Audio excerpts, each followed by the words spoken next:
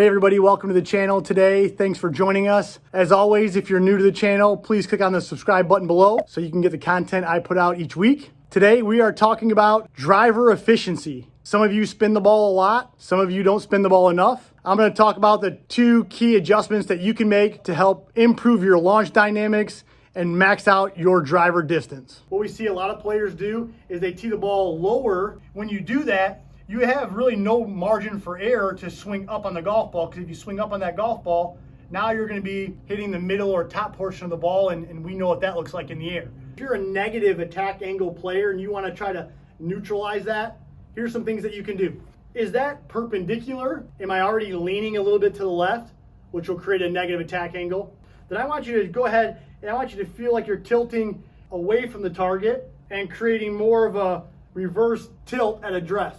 A good way to feel that is when you set up, take your trail hand, or for me as a right-hander, my right hand, and then just feel like you're gonna slide it down your leg. So as I slide it down my leg toward my knee, now I've created, as you can see here, a fair amount of tilt behind the golf ball. That's one of my favorite tips to get players set up behind the golf ball, primed to really hit up on it and launch that ball into the air. Tee height.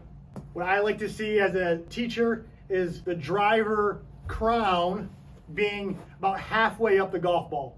This allows for a nice upward striking action where I have room for the club to be rising off the ground and hitting into the center of the face. So as I'm hitting up on it, I'm starting with the ball kind of centered along the top of the crown, and by the time I hit up on it a few degrees, it moves down the face more toward the center, and that's where you can really optimize your launch, your spin, and your overall performance of your driver. So I've hit my 2 drives to demonstrate the importance of attack angle and the effect it has on spin rate and total distance. And here you see the first ball that I hit was negative 2.1 attack angle, which is pretty inefficient when trying to drive the ball your best. As a result, I only carried the ball 221 yards for a total of 238. So I had about 17 yards of rollout, and that was because my spin rate was up over 3,200 RPMs. The opposite of that is my second ball, which carried 261 and change and rolled out to a total of 290, which is a 29-yard rollout. And that's because you'll see my attack angle was plus 6.2, over 8 degrees more hitting up than my first ball.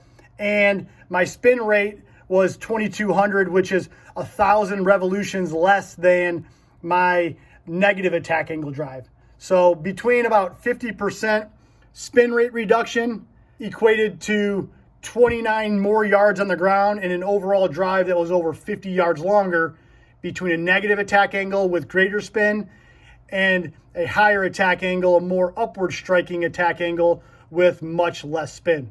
Thanks again for tuning in today, everybody. Hopefully you were able to see how easy it is for you to get more out of your driver. And when you're doing that, the game is always a little bit more fun.